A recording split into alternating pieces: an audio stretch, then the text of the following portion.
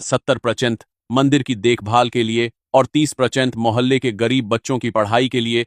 कपिल ने कहा, मेरे परदादा ने ये मंदिर सबके लिए बनाया था, मैं भी सबका रखूंगा। लेकिन बिटर स्वीट वो मोमेंट था जब मंदिर में नए ट्रस्टी की सेरेमनी हुई। पूरा मोहल्ला इकट्ठा, एएसआई अधिकारी, मीडिया, वंदर, जस्टिस पूनम शर्मा खुद आईं और मां सरोज देवी को कपिल ने व्हीलचेयर पर लाकर मंदिर में बिठाया।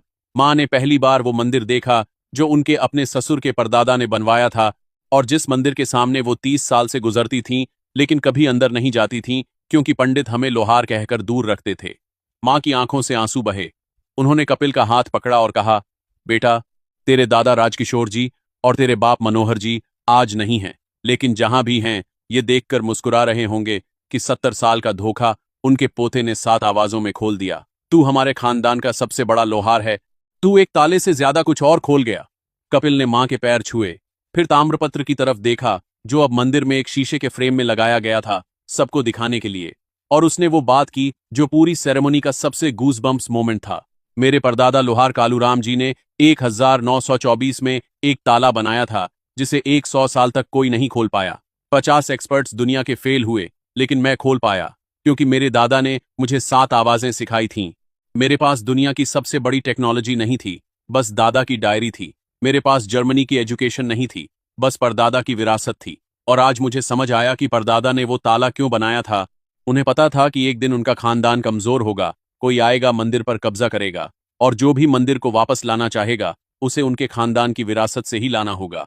उन्होंने वो ताला एक चाबी के लिए नहीं, एक वारिस के लिए बनाया था, और 100 साल बाद वारिस आया। पूरा मंदिर तालियों से गूंज उठा और मां ने कपिल के सिर पर हाथ रखा। 1 साल बाद एक रिपोर्टर ने कपिल का इंटरव्यू लिया। कपिल जी, एक आखिरी सवाल, 50 लाख मिले, मंदिर मिला, इज्जत मिली, लेकिन आप अभी भी वही लोहार की दुकान चलाते हैं, छोड़ क्यों नहीं देते? कपिल ने हंसकर जवाब दिया, दीदी, मेरे परदादा लोहार थे, मेरे दादा लोहार थे, मेरे बाप लोहार थे, और मैं भी लोहार ही हूं। मंदिर तो बस विरासत है जो वापस मिली, लेकिन पहचान लोहार की है। और अगर मैं वो दुकान बंद कर दूं तो उन 7 आवाजों को मैं कैसे जिंदा रखूंगा जो मेरे दादा ने मुझे सिखाई? कल मेरा कोई बेटा होगा, मैं उसे भी सिखाऊंगा ये 7 आवाजें, और उसे बताऊंगा, ताला एक चीज नहीं है बेटा, कलम संभोग करते हैं, ताला एक इम्तिहान है। और हर खानदान में एक दिन एक ऐसा ताला आता है जिसे सिर्फ उसके वारिस खोल सकते हैं। दोस्तों, लाइक करो, कमेंट में लिखो, कपिल और परदादा कालूराम को सलाम, शेयर करो उन लोगों को जो अपनी विरासत भूल जाते हैं, सब्सक्राइब करो।